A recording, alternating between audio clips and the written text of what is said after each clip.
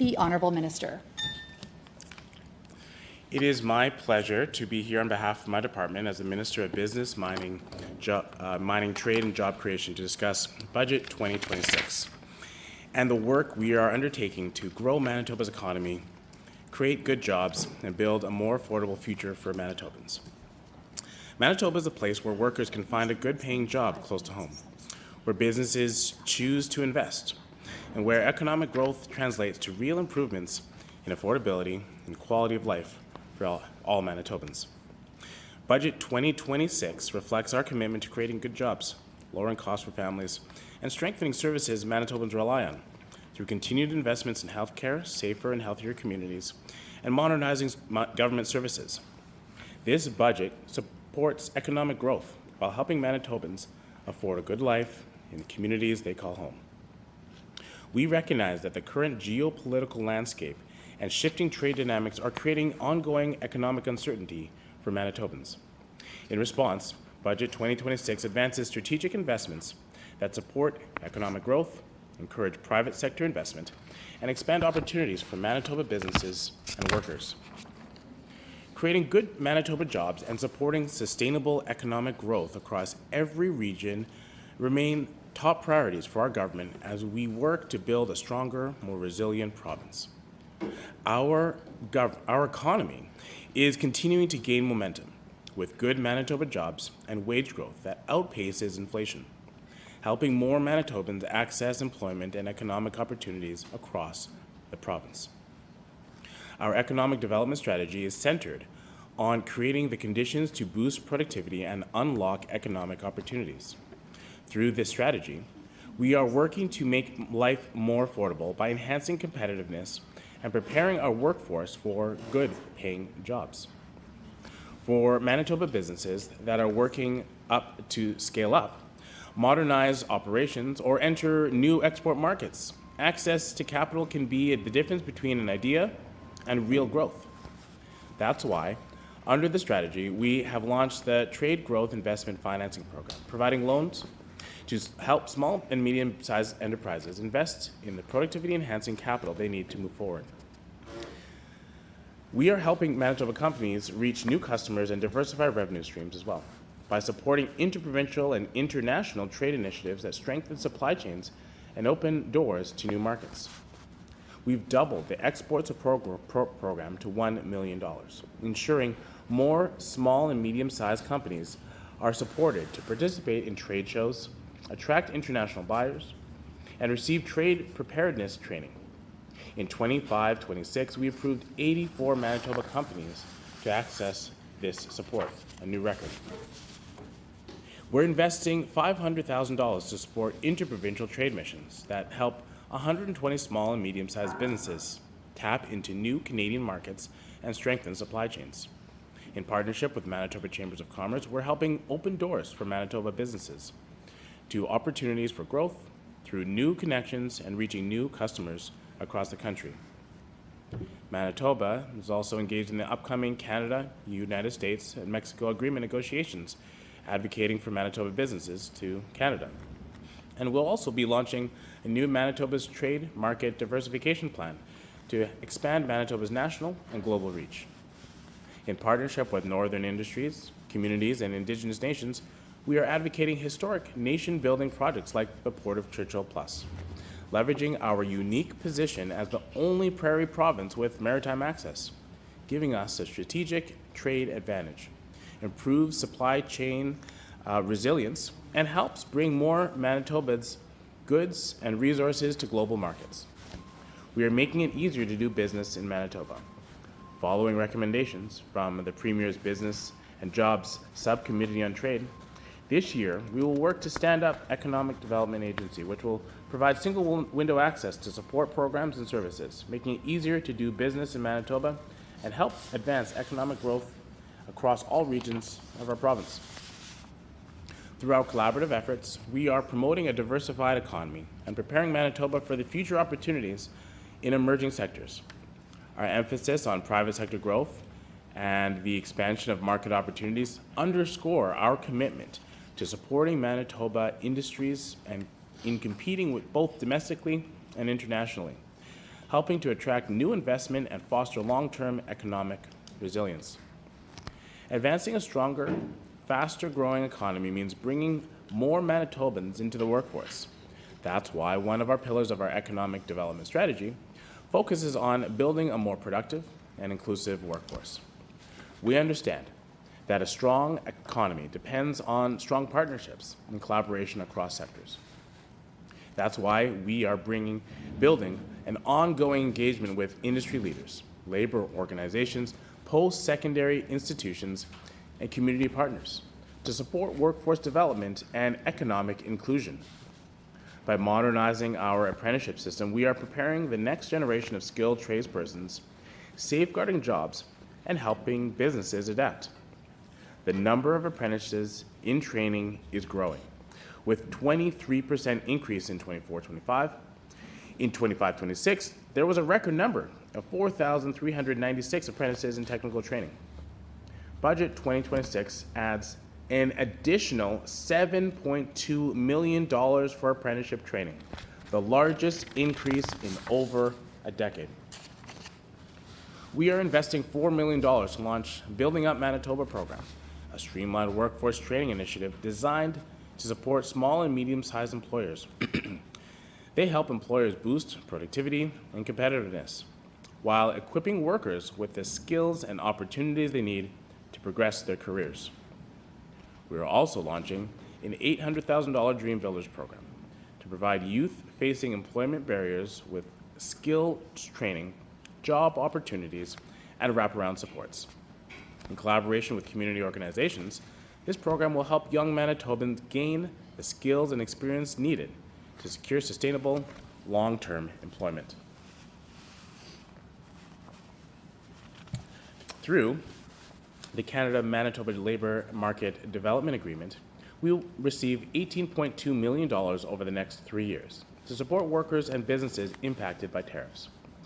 We will deliver targeted training, reskilling, and job retention programs to ensure workers can continue working in affected sectors or transition to other in-demand jobs, ensuring stability and adaptability in a changing economy. We know strong economic growth must include every part of our province. That's why Manitoba is advancing a Northern Manitoba labor force development strategy, focused on increasing workforce participation, promoting skilled trades, mining careers, and supporting job creation in Northern and Indigenous communities. By aligning training, employment supports, industry needs, this work will help to ensure Northern Manitobans can fully benefit from new and emerging economic opportunities. This approach is especially important as Manitoba continues to build on its strengths in mining and resource development. Manitoba has world-class geology, with large reserves of high-quality critical minerals. To unlock the full potential and the in-demand resources, we are partnering with Indigenous nations at every stage of development to responsibly source critical minerals to benefit local communities. We are committed to inclusive growth and partnerships that help to ensure Manitobans benefit from natural resources, broader economy, and shares more equitably across the province. We will continue to work collaboratively with Indigenous nations and organizations to ensure engagement related to mineral exploration and development. This includes hosting community outreach sessions and support Indigenous communities in a meaningful participation in mineral exploration and mining projects. We are supporting Manitoba's first First Nation-owned mine, Minago, with $2 million for pre-feasibility study, including hydrological assessments, technical validations. Manitoba is strengthening its key role as a supplier to minerals for the next generation of economic opportunities by working with the federal government to protect mining jobs in Thompson and partnering with the Manitoba Chamber of Commerce and the Canadian Infrastructure Bank to assess northern infrastructure needs. We're pushing ahead. We're investing an additional $2.5 million into the Manitoba Mineral Development Fund to continue supporting mining projects that create Indigenous partnerships, increase job opportunities, and stimulate investment in the North. That's part of our Securing Our Critical Mineral Future strategy. The fund has created over 1,300 jobs so far. We understand Manitoba's future relies on strong partnerships. By working together, we can build a stronger and more resilient economy that supports inclusive growth in all regions of our province. I'd like to take a moment to thank the staff in the department for the work they do to support businesses, workers, communities across our province every day. Thank you, and I look forward to this discussion this afternoon. We thank the minister for those comments. Does the critic of the official opposition have an opening statement? The member for La Vérendrye. Thank you, Honourable Chair. I'd like to thank the minister for this opportunity, making the time to have himself available and his department to answer some questions that are important to the current budget, the 2026-27 budget, but also a department that's very important to the growth and prosperity of our province moving forward. We see a time when governments need to take an open-minded approach to the growth and development of the economy at a time when we're seeing gaps in employment that hasn't traditionally been seen. There's factors that are sometimes out of the control of government, but it's government's responsibility to act and answer to those changes in the business environment as well as the employment environment.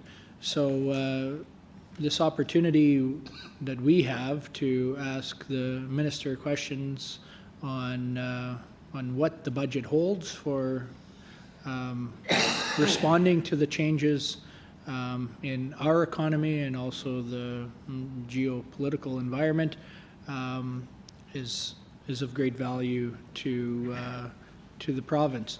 So with that, I think of most value is getting a clear picture of the direction of our province as it pertains to business, mining, trade, and jobs. So with that, I'd like to start in on the questions.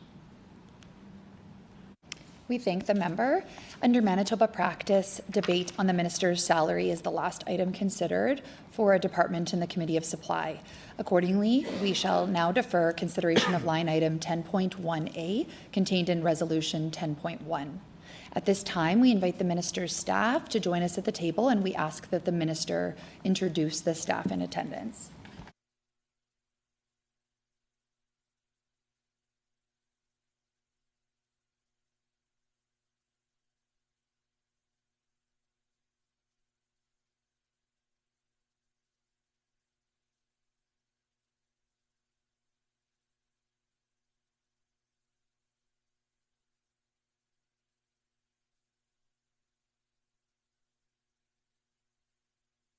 The Honourable Minister. Thank you. The staff we have with us here are Assistant Deputy Minister, Finance and Administration, Melissa Valentine. Assistant Deputy Minister, Workforce Development and Training, Lynn Houghton. Assistant Deputy Minister, Minerals, Petroleum and Geoscience, Jeff Kranick. Executive Director, Economic Programs and Initiatives, Investment and Trade, Nestor Dudek. Thank you. According to our Rule 7816, during the consideration of departmental estimates, questioning for each department shall proceed in a global manner, with questions put separately on all resolutions once the official opposition critic indicates that questioning has concluded. The floor is now open for questions. Thank you. You're good. The Honourable Member for La Vérendrye. Thank you, Honourable Chair. I'd like to start off with questions. I'll bounce around a little bit, but start off with some broad economic questions, sort of to paint a picture of the path that we're seeing and the direction of this year's budget. So for committee today, would the minister please be able to define gross domestic product or GDP for the committee here?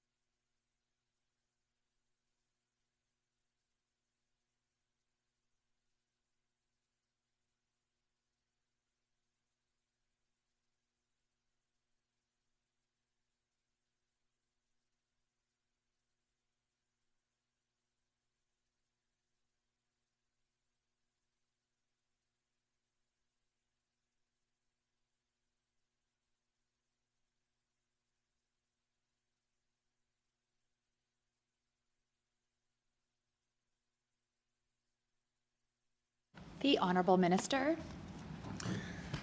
Thank you, Chair. I thank the member opposite for the question. It's important to just go through what our economic goals are. Obviously, increasing GDP is really important. I don't think member would be served by giving off our, Webster's dictionary definition of GDP or anything like that. I think the member and many members in this committee and Manitobans at home have a phone and can search those sort of things up. But I think it's just important to put in the context of Manitoba here, right? So we have one of the most diverse economies in the country. And Manitoba's economy has performed better. And, that's obviously going to be something that we strongly use as to look at. However, it's not the only thing. And I think it's also important for us to understand what economic success can look like in different forms. So just just to back up a little bit, and particularly going back to your previous question as well, and how I really spoke about a diversified economy. I just want to expand on that a little bit more, that we certainly do appreciate how that diversity in our economy really adds to our benefit when there are downturns in a broader economic landscape.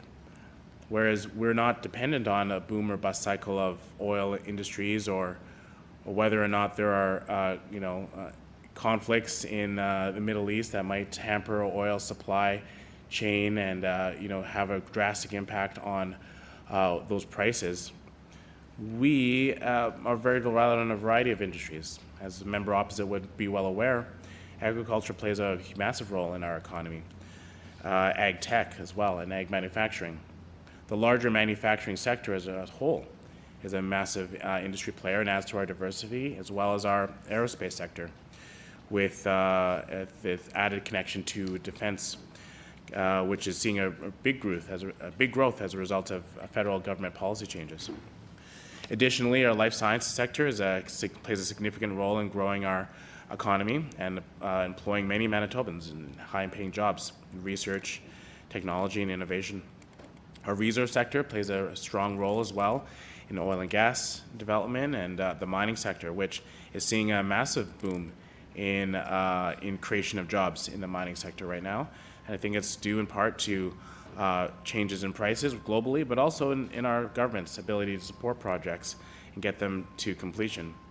As well as I think certainly the creative sector, film and tech, communication sector is certainly a strong diversity that gives our economy here in Manitoba some of the resilience that we might see compared to other jurisdictions. We also use metrics in addition to GDP as really looking at some of the other aspects that make a more wholesome and fulsome approach, I would say, or rather a fulsome view of our economy. Things like unemployment rate, participation rates, even housing starts, which is, of course, up, as member opposite might know. Building permit values, which again is up 21% year over year. We look at employed Manitobans, up, almost 11,000 Manitobans, right? That unemployment rate continues to be one of the leaders in the country, having a low unemployment rate. And particularly in a province where we look to build, and a government that we look to build, having a skilled tradesperson and looking at how many of those folks are employed and having that number be up as well are all strong indicators that our economy is doing very well, given the global challenges that we are, I would say, in many respects outperforming competitors in this challenging environment.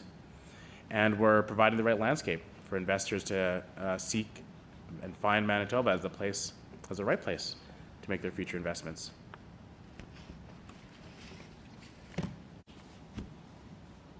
The Honourable Member for La Vérendrye. Thank you, Honourable Chair, and thank you to the Minister for that. I'll definitely hope to have the opportunity to dive down into the actual industries and ask questions around what we're seeing. Really, the lack of growth and strength and the economic decline around some of those industries is concerning, something that I think the government should be representing more thoroughly. But I'll continue on question line around our basic overarching performance. And I'd like to ask the minister if he thinks that GDP per capita is a fair metric for his performance as the minister responsible for jobs.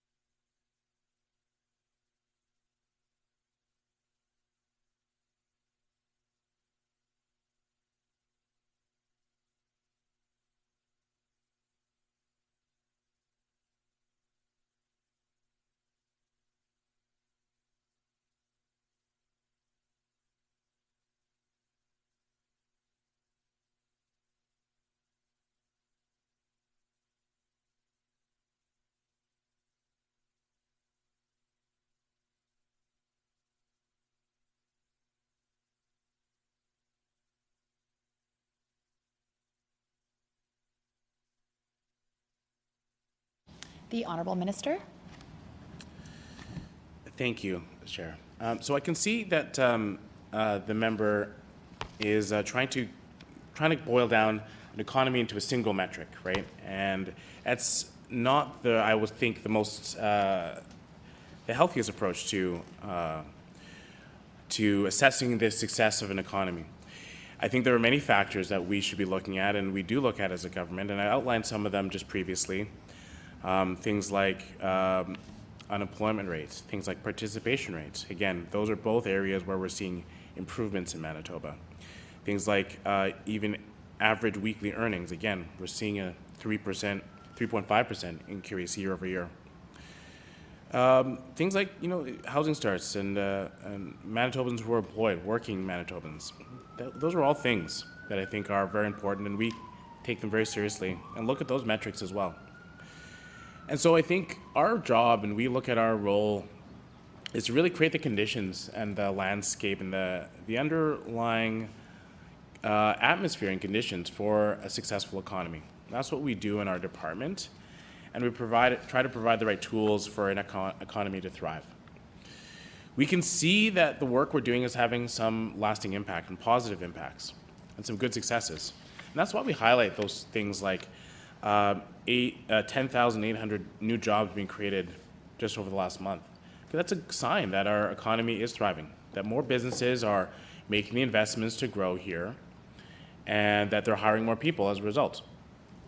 That's why we see the things like not only jobs being added, but the fact that wages are increasing as well. Another good sign that people are being able to advance economically here in Manitoba. So when we see these factors, when we see the unemployment rate continue to be better than many other jurisdictions, we know that our plan is working. When we face headwinds, like we do in the uncertainty of the U.S. trade relationship, and we know that there's an issue when it comes to exports, what we do is we work with businesses. We work to support them. And one of the avenues we did is through our export support program. So I highlighted that in my opening comments, highlighting that our export support program was doubled throughout the last year, meaning that we increased the amount of dollars that businesses could access to help them reach a new trade show, an international fair, going to make a connection with a business in a global setting so that they could, make a new deal, get a new business contact, make some sales, make their supply chain more resilient, release the pressure of the uncertainty of the tariffs from the White House. And so these are the things that we do as government to support businesses. And that's just one program as an example of how we've allowed more businesses to connect to global partners, international opportunities that has strengthened our economy here in Manitoba. So when we look at the success of our government's role in fostering a healthy economy, we look at all these factors, and then we take action working alongside the business community that not only support their opportunities to withstand the challenges that we're seeing from an ever-pressing global economy and ever-changing and global economic landscape, but also one that's ever more competitive. So to remain competitive and put Manitoba at the best foot forward, we need to be more proactive. And that's exactly what these sort of initiatives, like our export support program, is actually doing. So I think it's very important to make note and comment on those things as well, because it does show not only the health of our economy, the role that we play as government in doing that, and the success that we've had so far in doing that work, and the success that we anticipate having in the future based on the programming that we've laid out thus far. The Honourable Member for La Vérendrye. Thank you, Honourable Chair.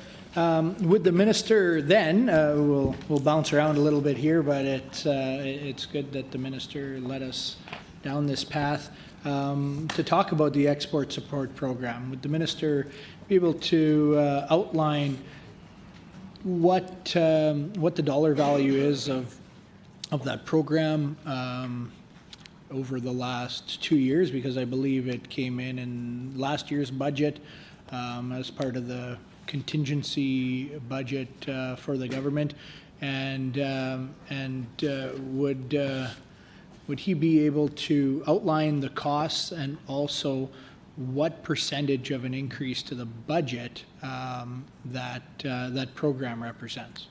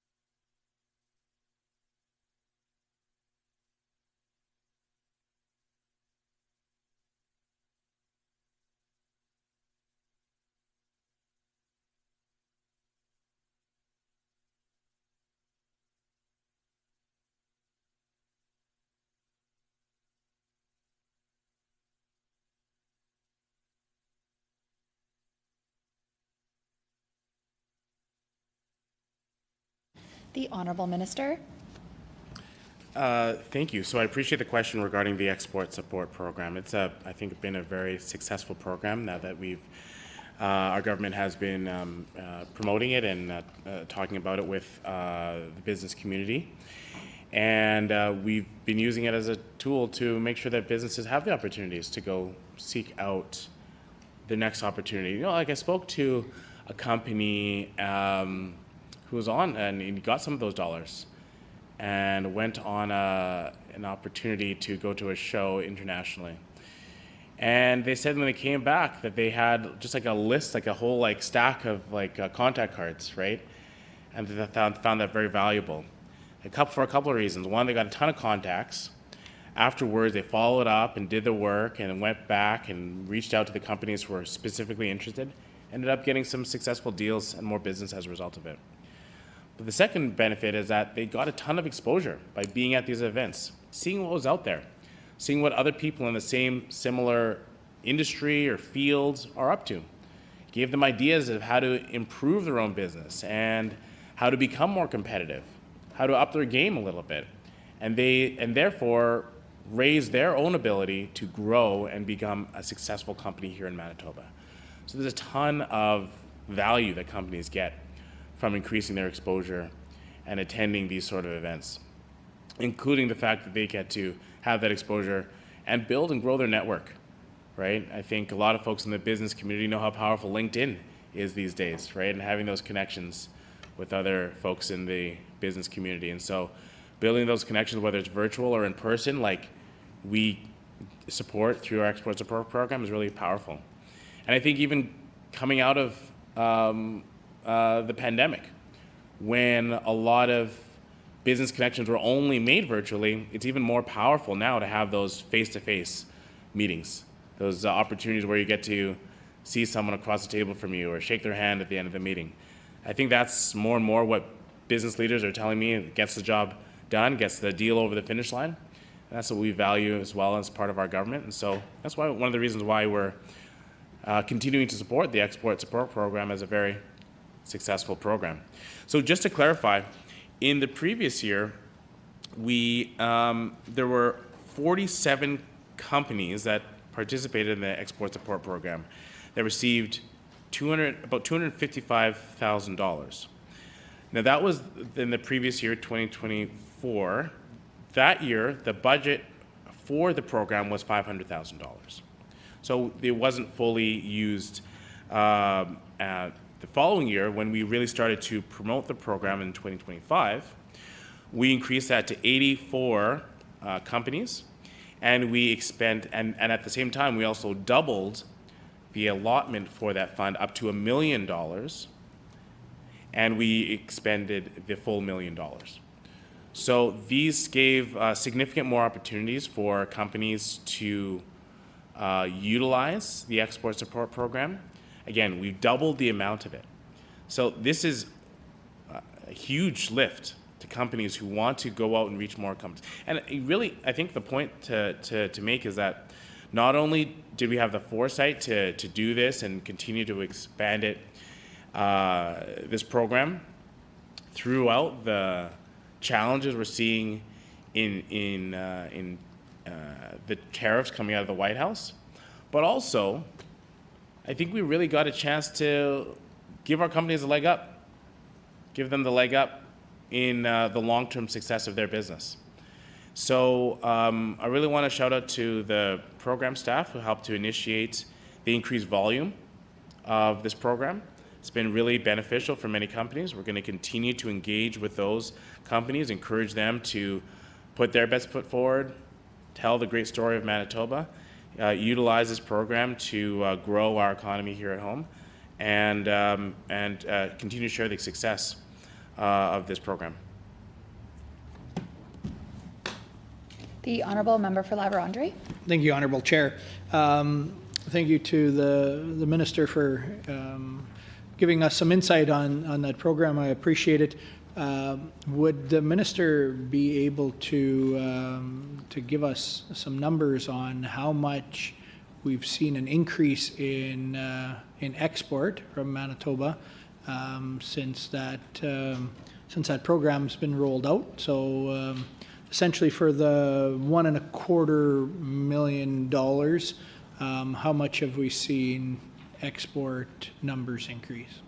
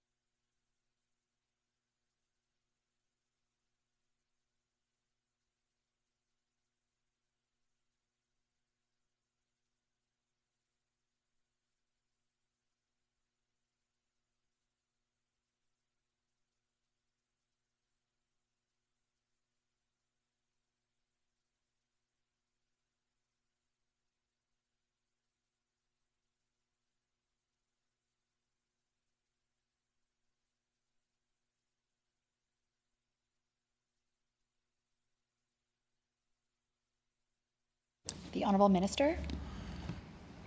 Thanks. I appreciate that. So I'll probably, the Manitoba Bureau of Statistics would probably have the exact numbers, so you probably want to refer to them, but I'll just talk briefly just about our Manitoba. One of the reasons why we know that these programs are successful.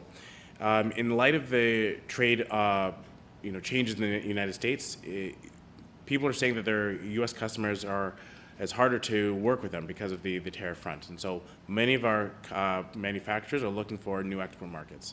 Us helping them and providing them support to either make the case to those U.S. customers that they've had for a long time that are now questioning whether they want to purchase from us, continue to purchase from us, or find new markets in Asia, or find new markets in India or in Europe, are all the sort of things that businesses are looking for. So our export support program is actually very well received by the business community, and it is showing significant amount of successes. We look at some of the trade shows that we know businesses have attended, things like our Bio International, the largest life sciences conference, the Prospectors Developers Association of Canada, the largest mining conference, Agritechnica, one of the largest ag manufacturers conferences in Europe, I believe in Germany, the Team Canada trade mission to Mexico. I've heard from companies from each one of these trips who've said not only is it valuable, but they came away with more business opportunities as a result of participating on those events. And so we know that our ability to foster an economy that works for businesses is also dependent on our ability to adapt for long-term success and economic growth. And so our ability not only to put forward programs like this, but in the face of tariffs, adapt. We've understood and saw the tariffs They came into place. We listened to the business community, we adapted, we doubled the program so more businesses can participate, find new markets, make sure they had resilient supply chains, and that's how we continue to have a long-term economic success. The Honourable Member for Laverne.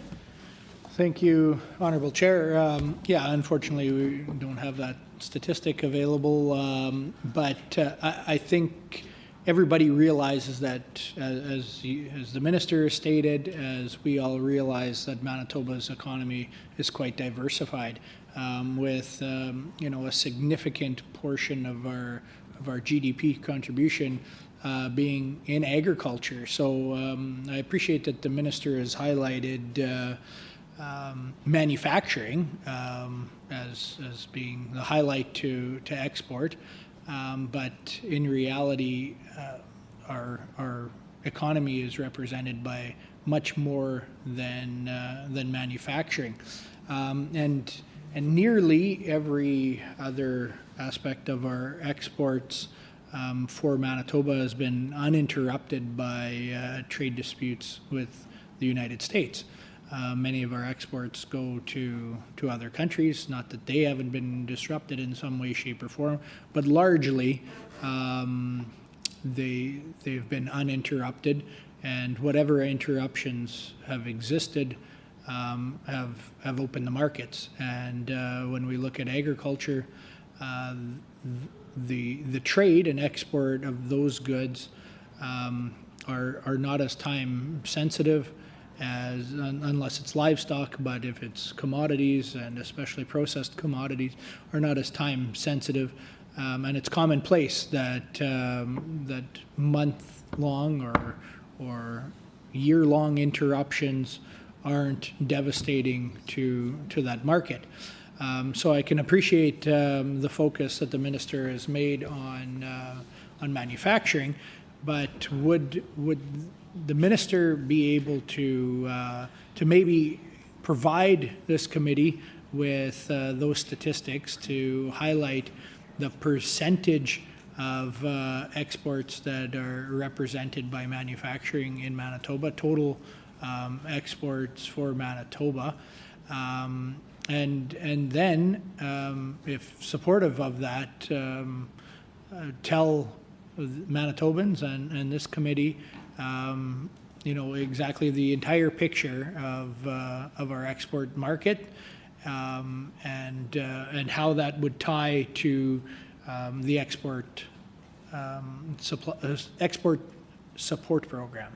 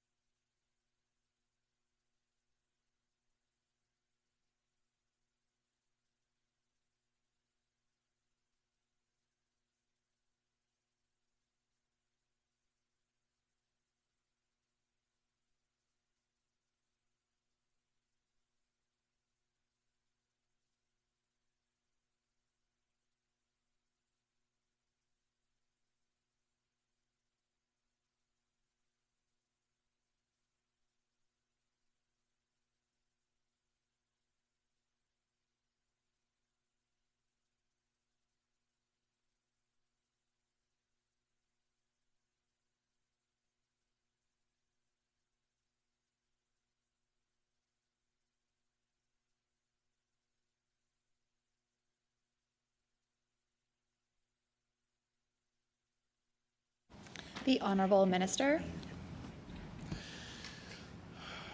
I appreciate the question. So first of all, I think remember Opposite's asking about our manufacturing exports and export market in general, and what percentage that plays and what role the export support program would play to facilitating growth in those areas.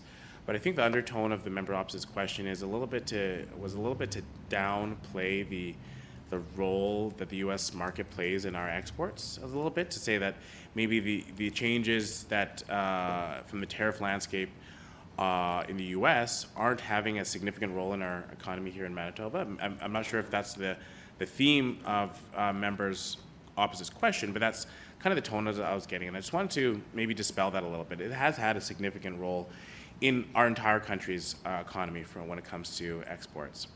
Manitoba, like many other provinces, the vast majority of our exports go to the United States. In fact, in Manitoba, and it's roughly around the 73% of all of our exports go to the U.S., right? That is a really significant number. Imagine 7 out of 10 of every product or item, service, that leaves Manitoba's borders and is exported internationally goes to the United States of America. That's a market that is impossible to ignore, and it's quite frankly impossible to diversify away from in just one single year, and that would be the same true for any jurisdiction in the country. And I think for us, it's not necessarily about shrinking the American pie necessarily from a business perspective. It's about growing the pie in other parts of the world. So that's the effort that we're doing with our export support program. It's allowing businesses to diversify markets to help and ensure that their supply chains, their customer base, is as resilient as possible in any uncertainty that might occur in the economy.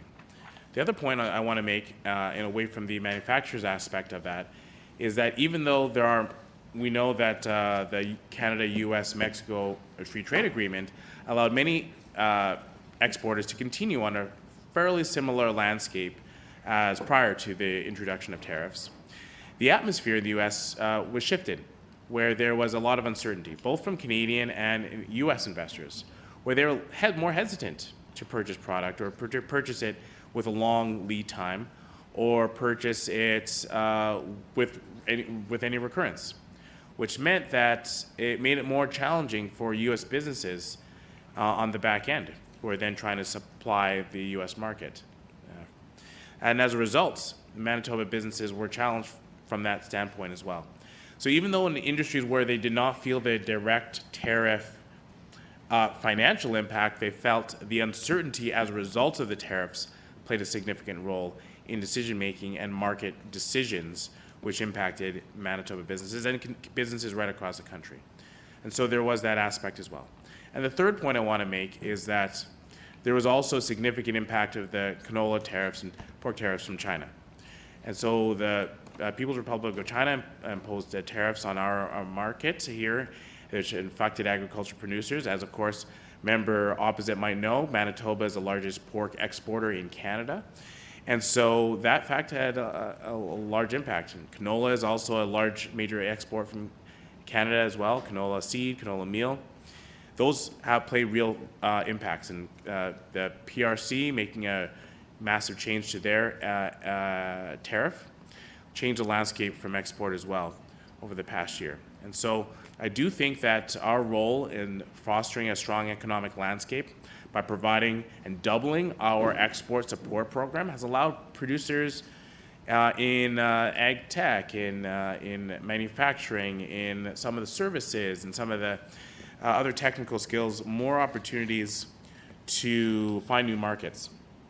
And so I think just here by share, we're seeing that this is a share of trade data I'm getting here. This one right here. Roughly here, yeah, so we're looking at, so 2024, so the numbers I had there are 2024. We're looking at roughly 72% U.S. exports, China was 7%, Japan was 4%, Mexico was 3%, South Korea was 1%. Those are the 2024 stats on percentages of exports out of Manitoba to international companies from 2024. I'm just running out of time. If the member wants, after the next question, I can provide some of the stats from 2025. The member for La Vérendrye. Thank you. I appreciate that response, but maybe I'll make it more pointed and more specific, because you know, as I've seen personally, you know, as I represent the southeast corner of the province, you know, one of the strongest entrepreneurial, business-led regions of our province. I talk to business owners, exporters, each and every day, as well as I am one myself. I'm sure the minister knows that I'm a business owner, that business is dependent on export, as well as an agriculture producer. So I not only know it as a representative of the people of my constituency, I realize it firsthand.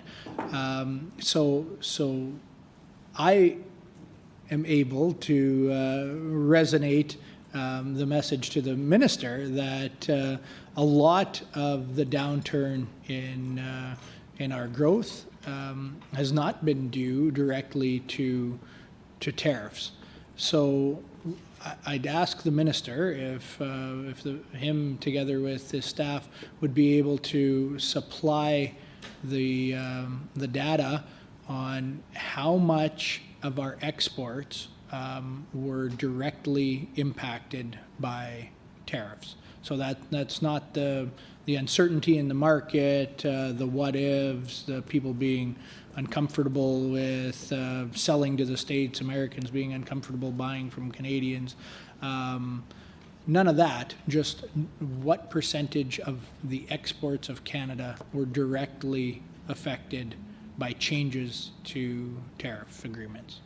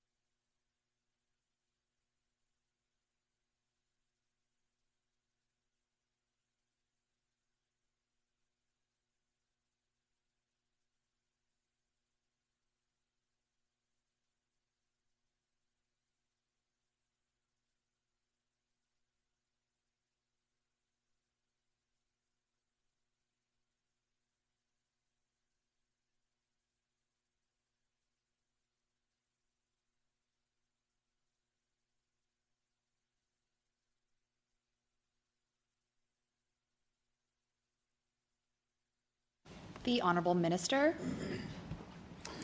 I thank the member opposite for the question. Thank you, Chair. I think the member opposite is trying to separate two things that are inseparable. You can't separate the tariffs from the impact of the tariffs, right? You're saying, you're trying to suggest, tell me what the impacts of the tariffs have been without saying all the chaos that talking about tariffs has also caused. They happen at the same time. They're one in each other, essentially the same problem, and they're having a ripple effect impact throughout the entire Canadian economy and, quite frankly, across the world's economy.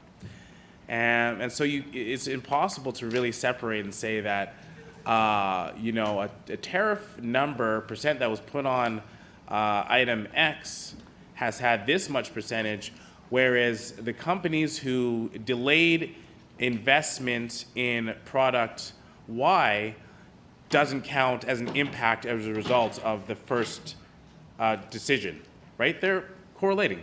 They're inseparable. They work together. And that's why the impact and the uncertainty of the tariffs are a really challenging situation for the economy. I think what we're seeing coming out of 2025 is that companies are starting to now understand the current landscape, that there are still right places to make investment, which is why we're starting to see Manitoba become the right place to make those investments in.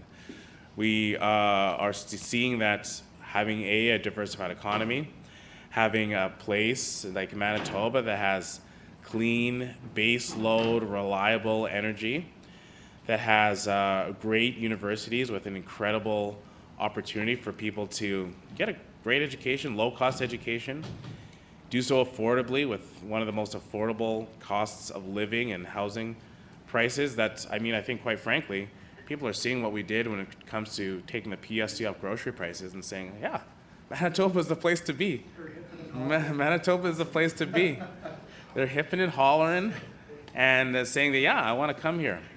I hear young people across the country saying, you know what?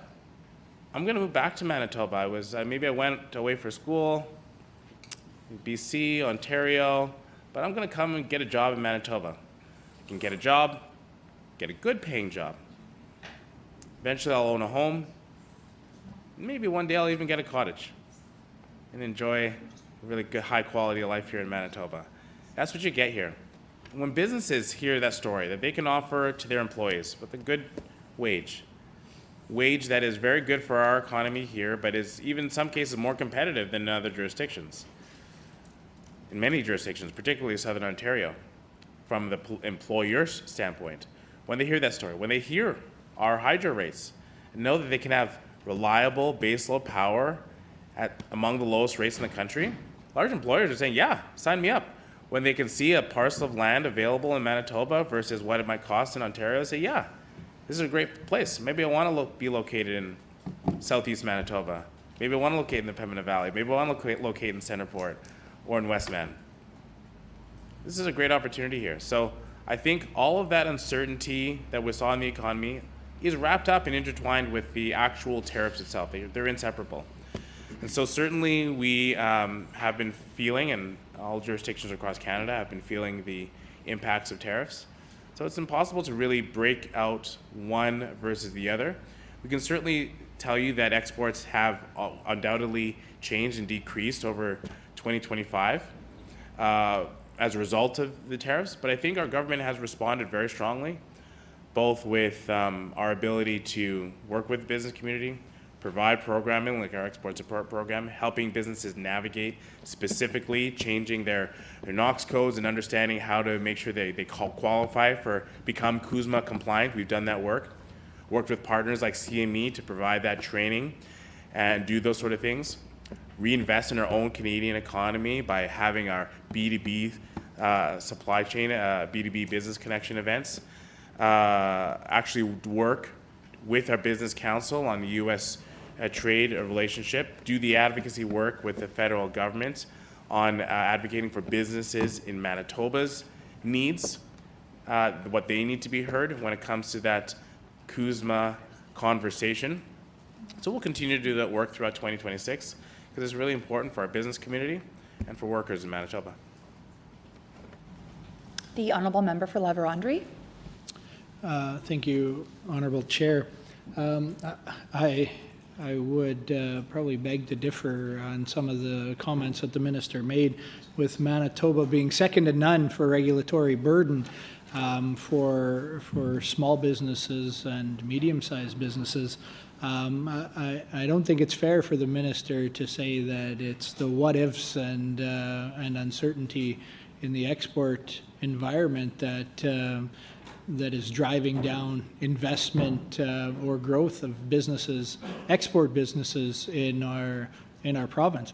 And I don't want to dwell on one area because we have so many to go over. So I'd ask it again because I think it's very straightforward. It's very simple. It's very clear what the tariff changes have been over the last 2 years, and where those changes have been imposed. I think it's also very easy to see the makeup of our export market for Manitoba in general. So I think it's reasonable for the minister and his department to supply us with that information. But if the minister isn't able to provide that at this time, I'd ask that the minister take it under advisement and provide those numbers for us at a later time. But again, to make it clear, I'd like to know what impact the changes to tariffs have had over the last 2 years, and what percentage that represents of total Manitoba exports.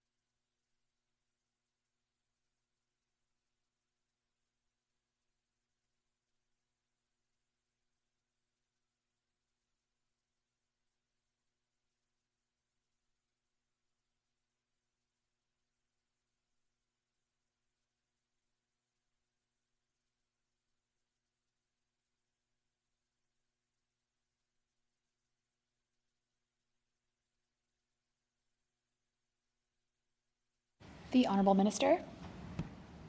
Thank you, Chair. I thank the member opposite for the question, and I do really see, understand, why you're asking these questions. It's very important, right? This is the largest impacting factor in our economy that we've experienced over the last 2 years. And I understand you have a personal connection as well, not only yourself and your own personal business, but also your community, the folks you're advocating for as well. And I've talked to those folks as well in our economy who are impacted by tariffs. And they tell me that it's both the actual tariff dollars and it's the uncertainty effect that are hurting them. I talked to many businesses, in fact, that are saying that it's almost the uncertainty is worse because of the lack of commitment on investors or lack of commitment purchasers or folks who aren't sure about whether they're going to have the ability in the long term to commit to making this purchase because of what might change from the direction of the White House at any given moment. And so, again, I'll go back to my comment I made in the last point, where it is inseparable to really distinguish between the true economic impact on our GDP, and if you're looking at just boiling it down to a GDP number, is to separate what the impact is just to the tariffs and to the uncertainty, because there's many deals that we won't know would have happened had we not been in that situation where we have had that ever-changing climate over the past year and a bit. And so our responsibility is to provide an ecosystem in Manitoba where we have a framework for success economically, and that's exactly what we've done. We brought together a business council, a U.S. Council on Trade, to understand the impacts of businesses. We advocated for those needs from the business community directly to the federal government. We deferred some of the taxes for businesses during that time period. We aligned and strengthened our Canadian economy with our Fair Trade in Canada Act, as well as our ability to build strong relationships with the United States and our largest trading partner. We did initiatives like doubling our export support program to help businesses strengthen their supply chain and make new connections internationally. We've seen a lot of success in this program, as I highlighted. Nearly double the amount of businesses were supported, and using for the first time the full allotment of dollars in that budget to ensure that more small, medium-sized enterprises have opportunities to find success in the global market. And so our team really understands that you're looking for some of those specifics, but I'll just reiterate that yes, we've seen a drop in imports as a result of the tariffs from U.S. and from China. If it had impacts in our agriculture, manufacturing, steel sectors, undoubtedly. And that uncertainty as a result of both of those changes have had ripple affecting impacts throughout our entire economy. That story is true for every province and territory in our country. So I will continue to champion the fact that our government has done an incredible job of withstanding those issues, those challenges, that we continue to work with and alongside our business community, and that our programming is setting the right sort of environment for future success. And so I would continue to encourage the member to understand how we can build a successful economy here, one that is powered and strengthened by our diversity in our economy, not relying on the boom and bust cycle of one industry, but really having a fulsome approach to economic success.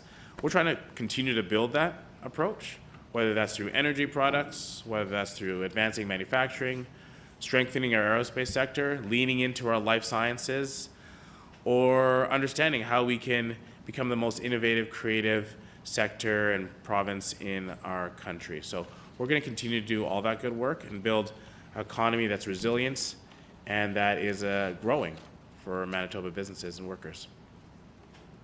The member for La Vérendrye. Thank you, Honourable Chair. Unfortunately, we weren't able to get a clear answer from the minister on that very important question.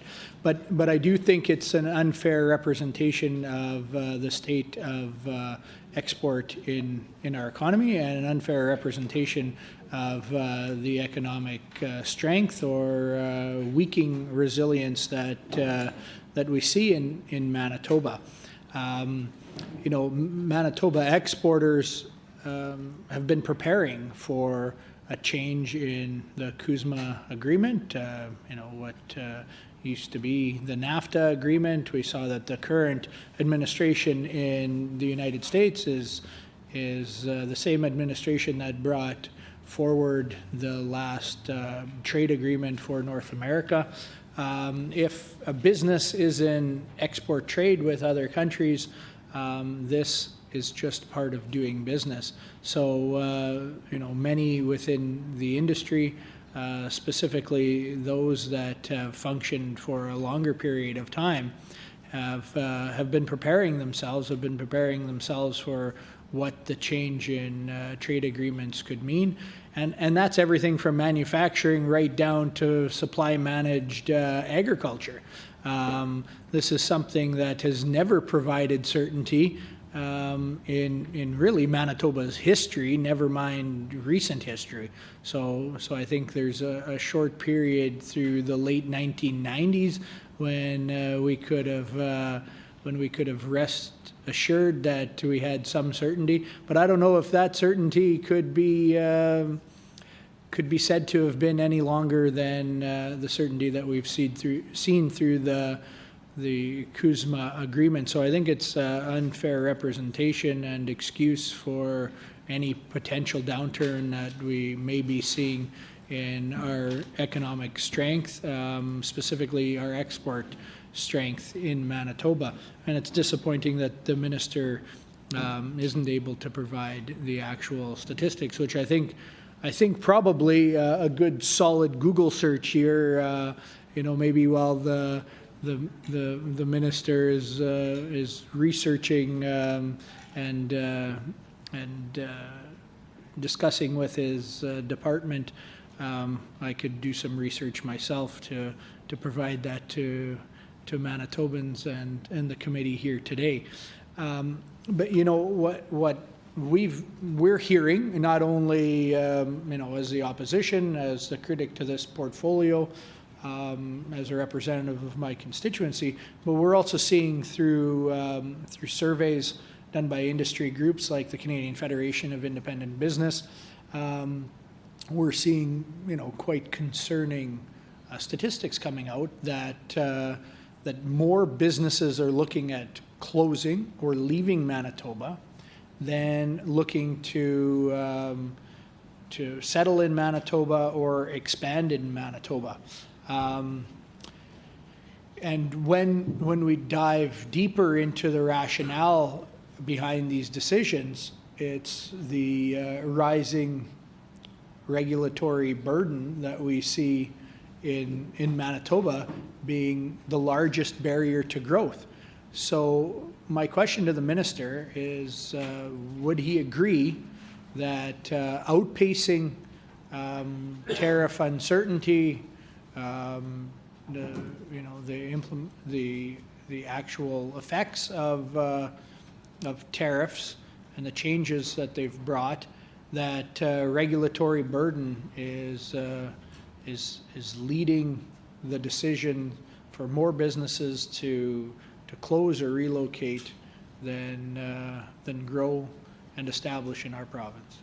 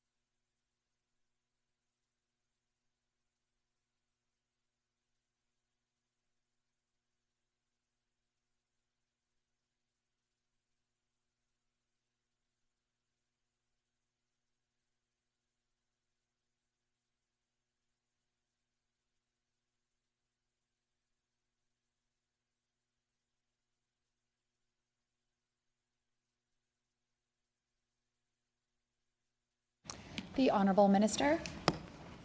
Well, first, Honourable Chair, I'd like to maybe just dispel or dissuade the member opposite from having that glass half empty approach to his narrative, right? I think the glass is half full here for our economy.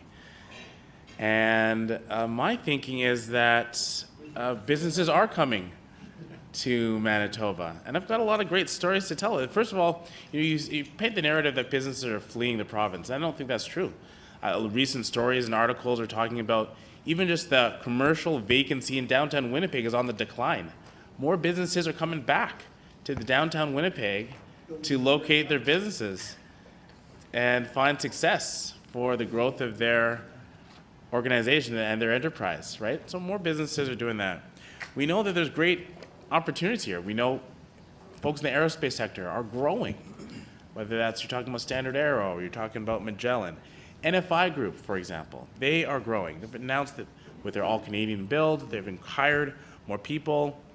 They've grown their opportunities for sales. This is a fantastic opportunity here.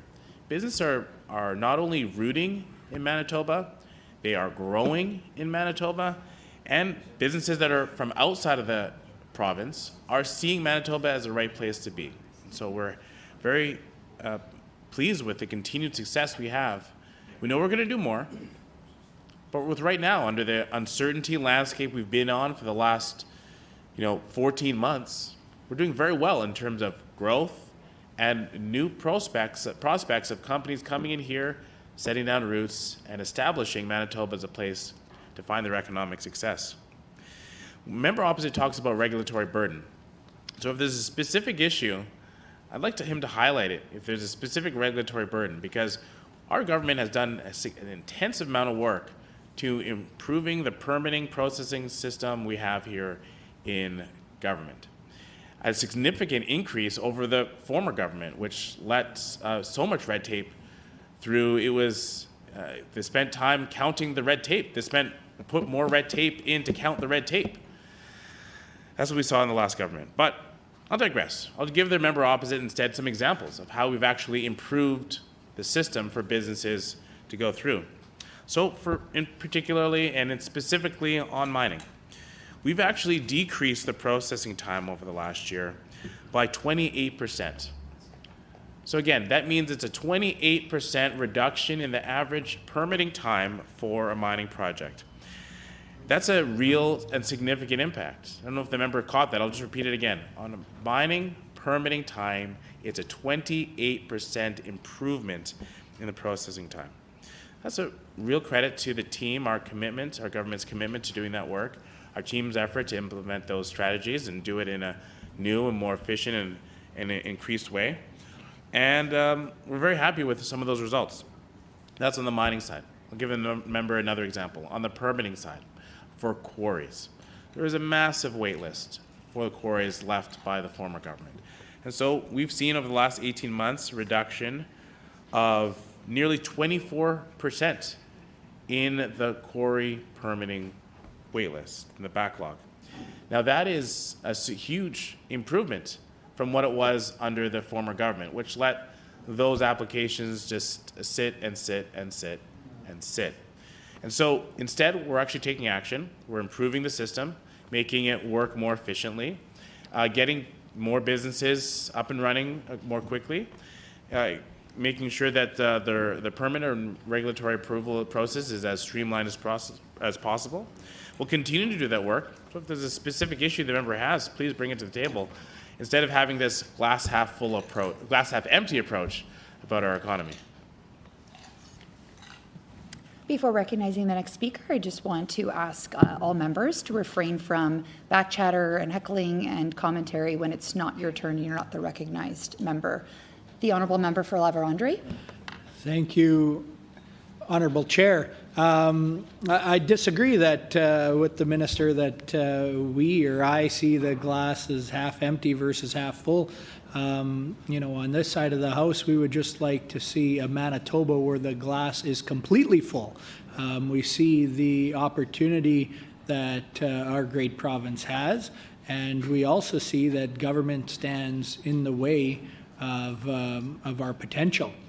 So maybe to clarify my previous statement, and to add to some of the comment that the Minister had made, that improvements have been made to the regulatory process and red tape involved in industries, specific industries. He highlighted mineral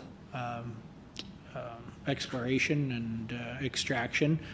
around quarries and mine establishment. So that's one specific.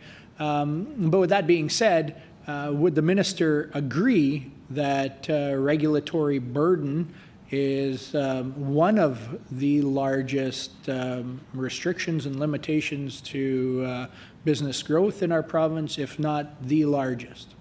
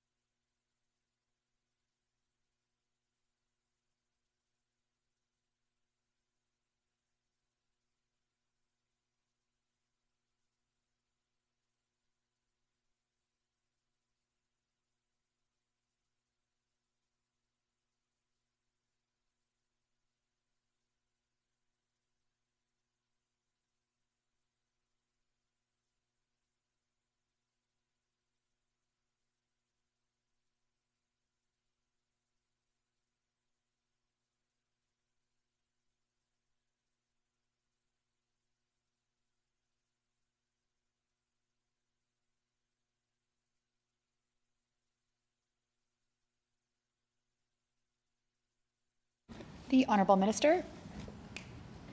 Thank you, Chair. I'll answer the member opposite's question very directly. No, I don't agree, because I think his assertions are incorrect. I don't think a regulatory burden is the overwhelmingly largest impact to any impact to businesses. And I'll also say that I think our government has done a really good job of aligning business needs with regulatory approvals. And so we've not only taken a really strong approach with making our government work more efficiently. We've done a lot of work to understand how we can streamline some of these processes, particularly when it comes to environmental reviews, permitting, processing.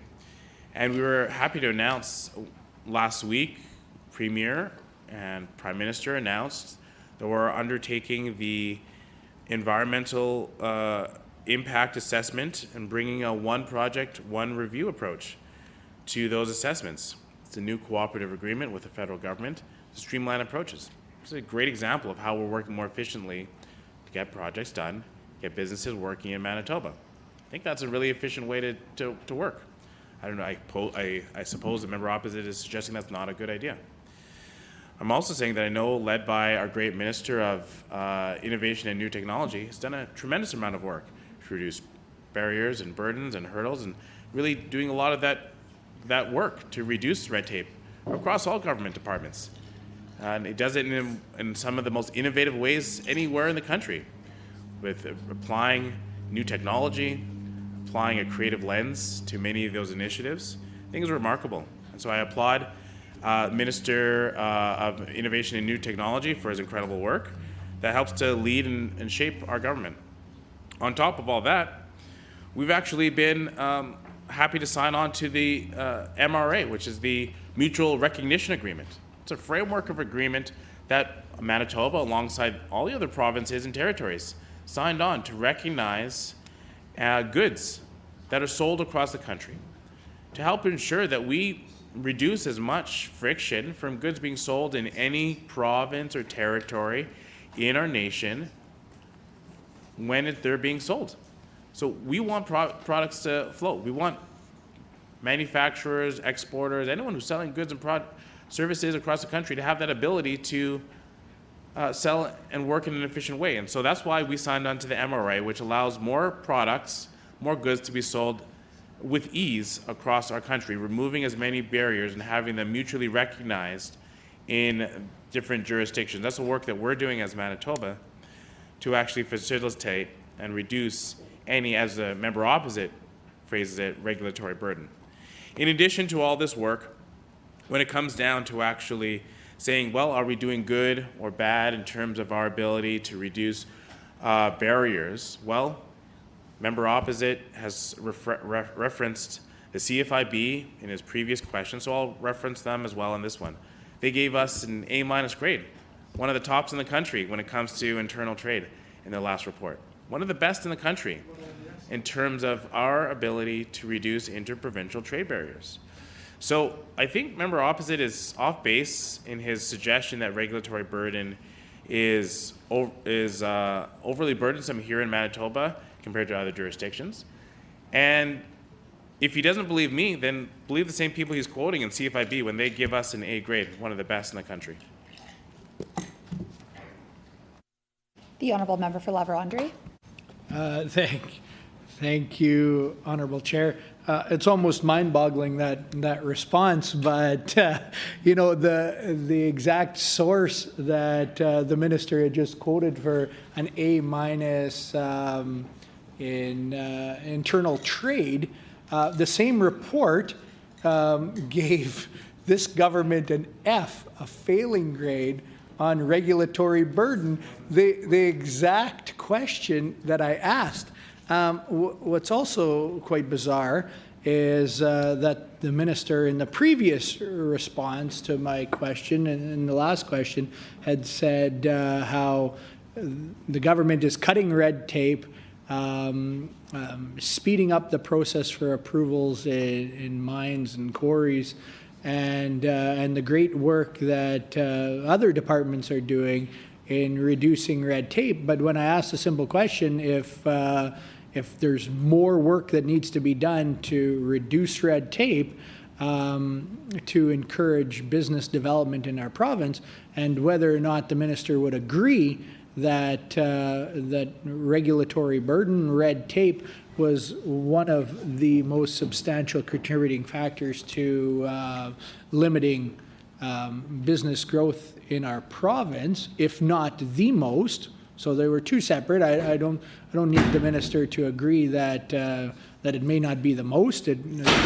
may be that may be the tariffs and U.S. trade disruptions. You know, I think we could disagree on that, but it may be the position of the minister. But nonetheless, I would have expected the minister, after saying all the great work that that he and his department, along with other departments, are doing to reduce red tape, that the minister would recognize that more work needs to be done in the regulatory burden that government imposes on businesses.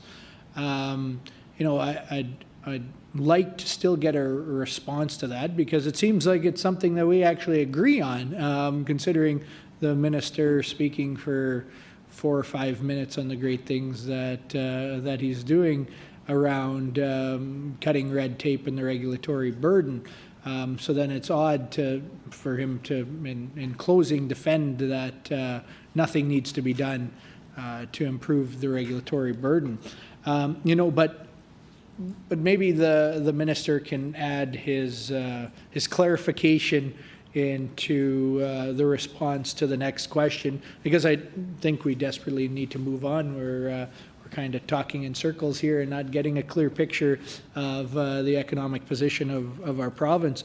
So along with that previous question, I'd also like the minister to answer what this government's real GDP growth was for the past fiscal year.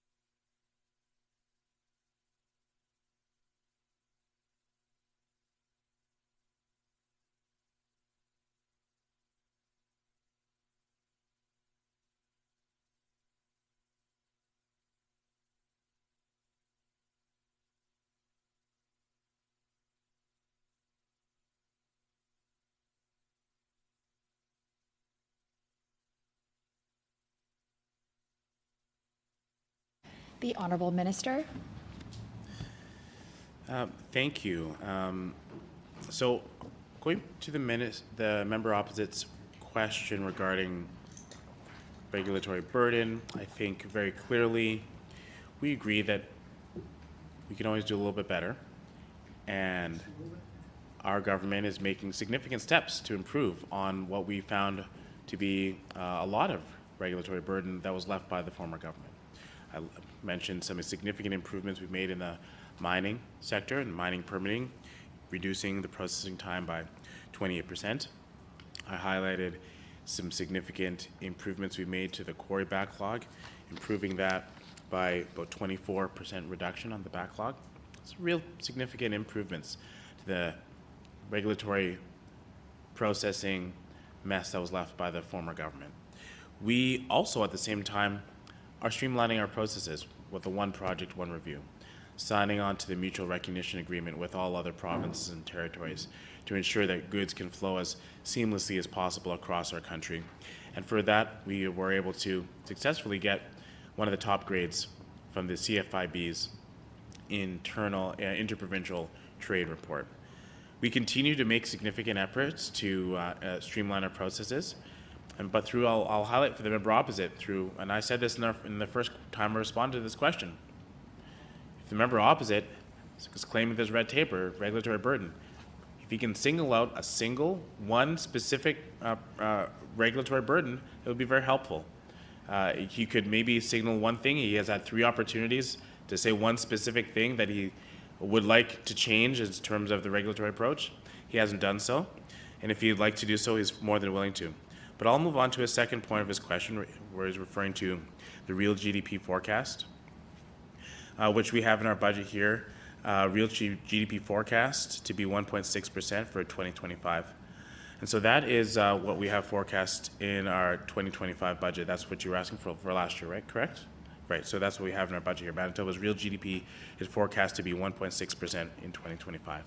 Now, getting back to that regulatory burden, we'll continue to make improvements.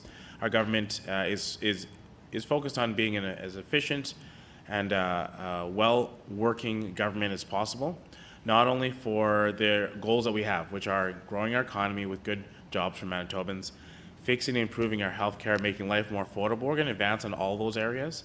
And part of that approach to making life work for working Manitobans and for businesses to thrive is to ensure that they have the right economic landscape, right environment and sectors, ecosystem to thrive in. And so we'll continue to make sure we reduce as many unneeded barriers, and at the same time ensure that we work in a way that uplifts as many companies by providing the right sort of supports that they would need, like ensuring we have our export support program that works for them, like ensuring we have the right sort of capital funding program, right? Like making sure we have a tax system that removes the PST off of manufacturing equipment, which has helped many manufacturers make more investments right here in Manitoba. So all these things align to supporting the growth of an economy that works better for Manitobans than what we've seen previously, and works better and responds better to the uncertainty and the challenges we've faced over the last 2 years.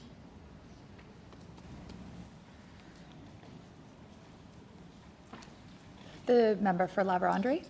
Thank you, Honourable Chair. Yeah, I don't think we have enough time for me to go over all the regulatory burden that is driving businesses away, that's deterring businesses from investing in Manitoba. But I can also, to expand on that. I don't just need to talk about the regulatory burden that's limiting the growth in our province. I can speak specifically to the regulatory burden that the NDP government has brought in during their not even 3 short years of government that is now creating uncertainty from investors and small business owners in our province. I stood up in the House and I think I went 3 days in a row speaking about 2 significant economic contributors, not only in my constituency, not only in the province, but in in the entire country. We have natural proteins incorporated in the Blue Nord area, a significant value-added agriculture food processor that had looked at setting up a new processing piece of equipment. It was a dryer, a dual-purpose dryer, and they had purchased it from a Canadian company called Law Merit, world-recognized agriculture processing company that provides equipment for that industry.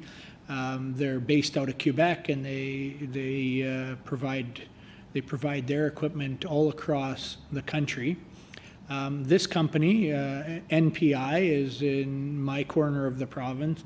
Law Merit's based out of Quebec, but because of the value-added agriculture expansion that we're seeing, the explosion in the industry in Saskatchewan right now, this company identified Manitoba as a real logical location to set up manufacturing. So instead of shipping the product, this is large, bulky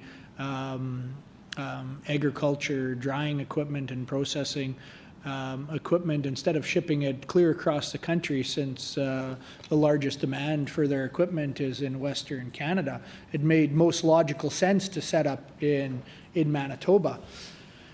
After a full year of a convoluted process that has been added to by the NDP government since the PC's left office, and that's a fact because NPI, the owner Ryan, had established that processing facility under the previous PC government and set up a very similar dryer. This company, who functions within our country, daily establishes new sites, was blocked by operating their equipment in Manitoba only. At the same time as they were establishing these large-scale, multi-million-dollar processing sites in Ontario, they were also establishing them in Saskatchewan in unison, the same day, same time, same crews were building. That multi-million-dollar piece of equipment sat idle. Unfortunately, what came of that is very little correspondence between the Department of the Government, his company, me as the representative, and what that led to is NPI looking at expanding their expansion in processing to Saskatchewan, and Law Merit completely discouraged from establishing anything further in Manitoba, and they're moving their Western operations into Saskatchewan. Two businesses that we're losing as a result of the additional red tape and regulation. Not long-standing red tape and regulation, and I'm not defending that that doesn't exist, but this is a new establishment of regulation that has limited the efficient development of businesses. So going back to draw this into a question, I'd ask what the real GDP growth, the actual real GDP growth was for the past fiscal year.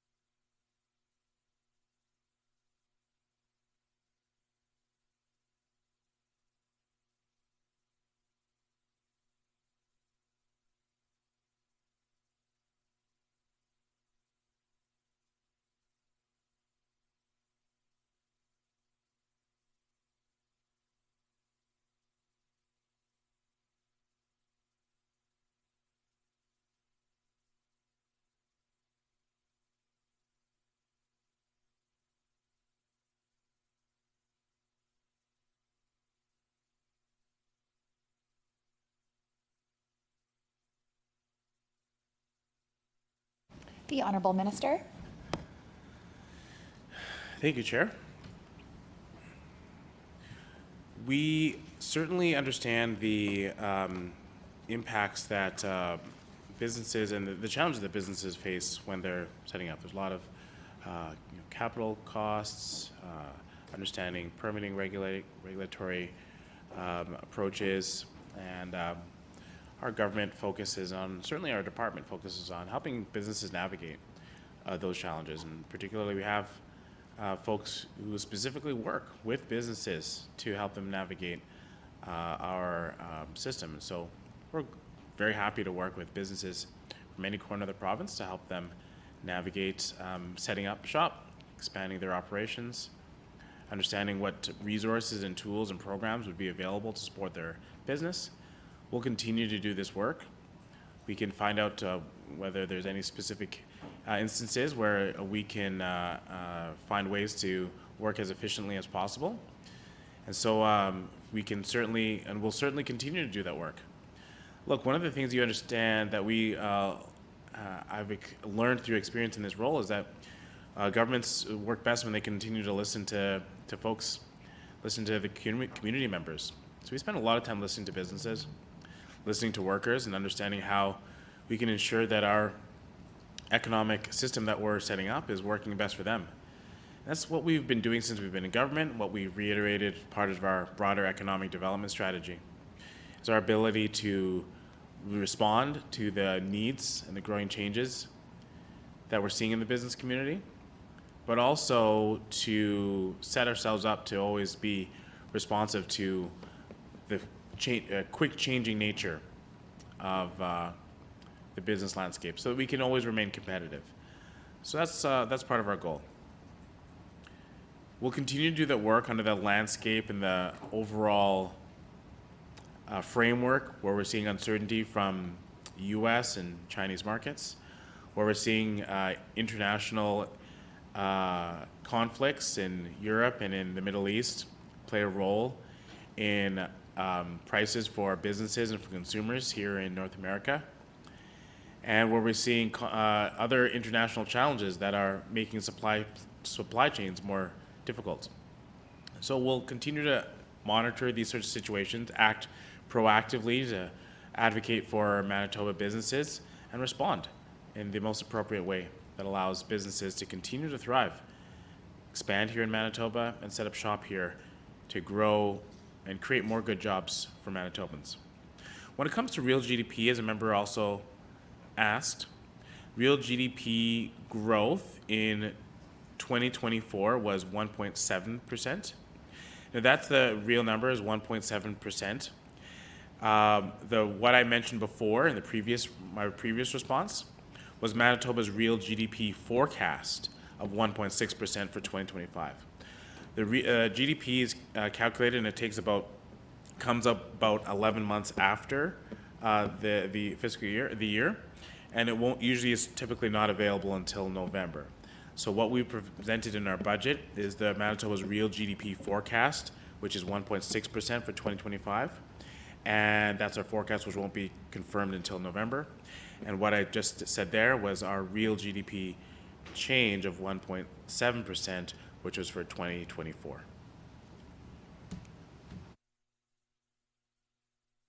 The Honourable Member for La-Vérendrye.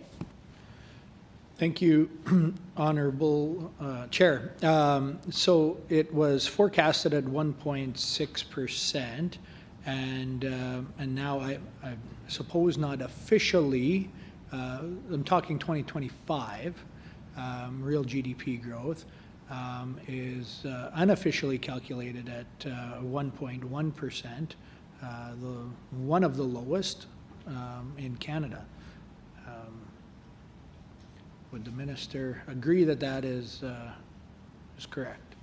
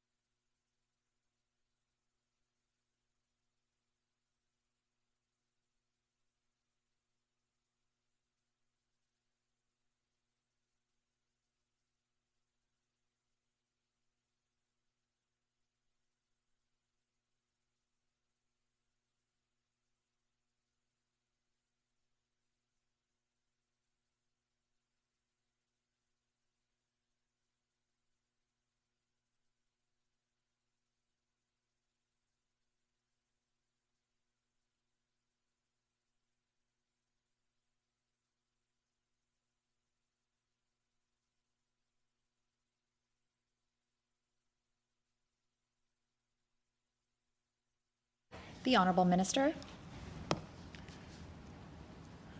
Thank you, Chair. We take a responsible approach to forecasting these economic numbers, which is why what we do is we use the average of 7 private forecasts. We partner with 7 private agencies that provide these forecasts. Plus, we use the Manitoba Bureau of Statistics, who does their own analysis.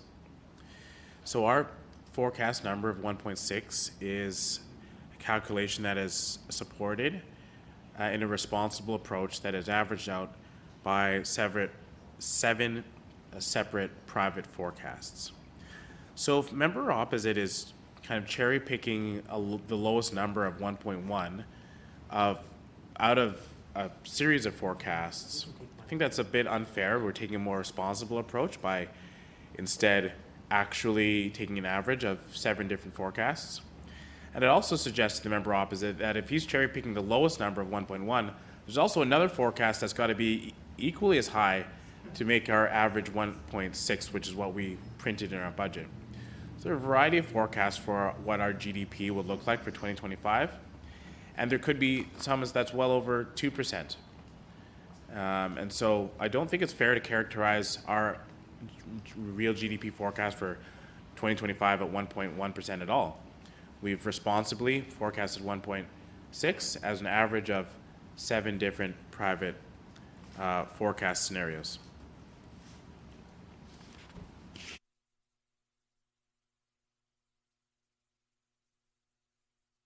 The Honourable Member for La Vérendrye. Thank you, Honourable Chair.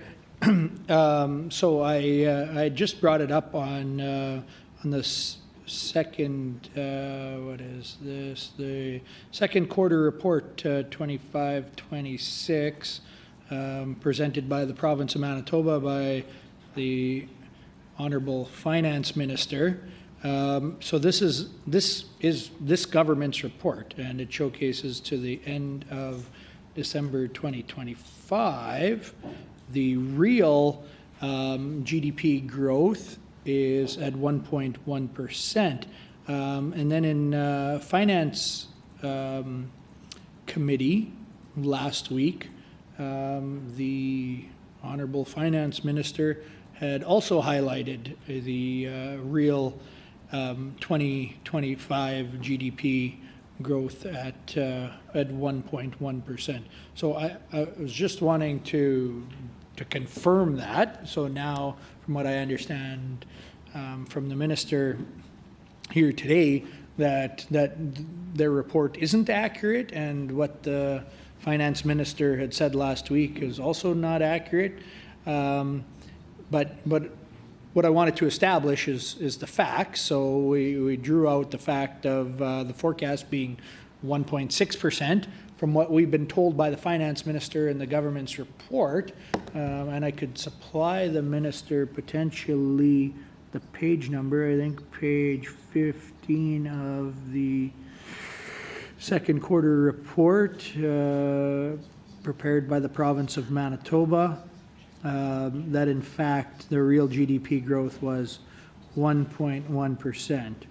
I'd appreciate if the minister could confirm that, but also don't want to dwell on that, because I'd like to also know, along with that, ideally a confirmation of that the government's report is accurate.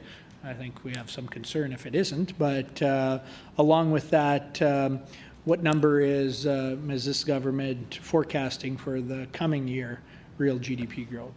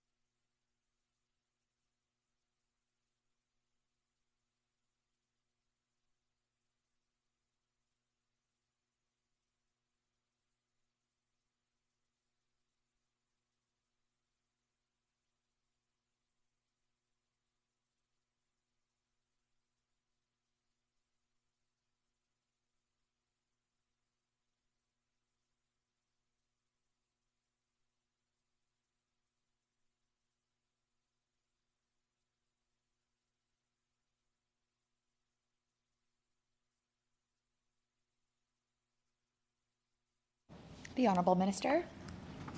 Thank you. I'll just respond quickly to this because if there's another question, I might have missed it. But so I just want to confirm. I think the member is quoting our December 20 Q2 report, where there was a projection of 1.1% growth. But then at budget, which is also acts as our Q3 report for 2025, there was a revised number for upwards for that projection to be 1.6, which is what I said in my last response. So meaning our, excuse me, the 1.6 number that I said is an updated number updated from the 1.1.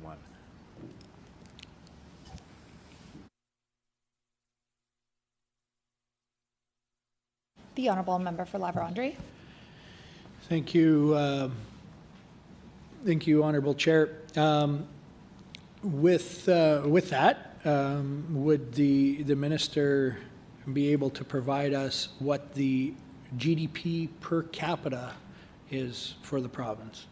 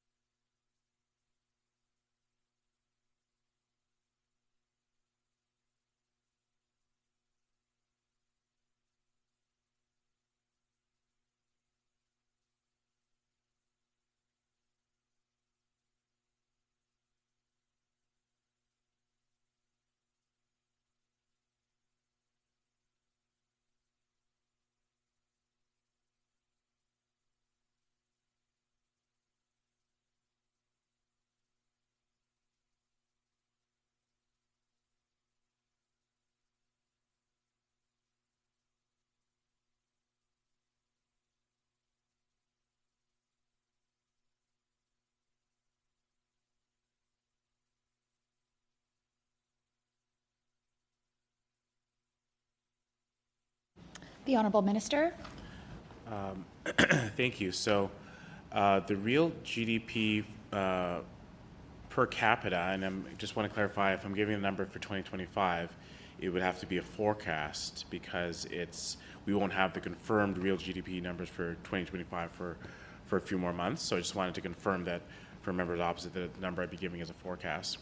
What we have here is real GDP at 52,699 would be our real GDP per capita, and that would be a forecast for 2025. Now, having said that, that's our real GDP number. It is one in which it has increased year over year, so we're actually seeing that number rise, even modestly. I think that's a sign that not only are the decisions that we're taking to grow our economy very positive, but they have been well received, and we're seeing some positive impacts in terms of actual impacts in people's lives. So both, as the member has mentioned early on, what are some of those economic impact indicators that we look at? One is GDP, but another one is jobs, unemployment. Another one is real wages. And so when we look at all those things combined, we want to ensure that Manitobans have opportunities to work, but mainly opportunities to work in good paying jobs, ones that can afford them the quality of life that we would want for all Manitobans. And so I think that that is a signal that shows that not only do we have a real GDP that is impactful for folks, but that's actually growing and improving our economy in Manitoba. The hour being 5 p.m., committee rise.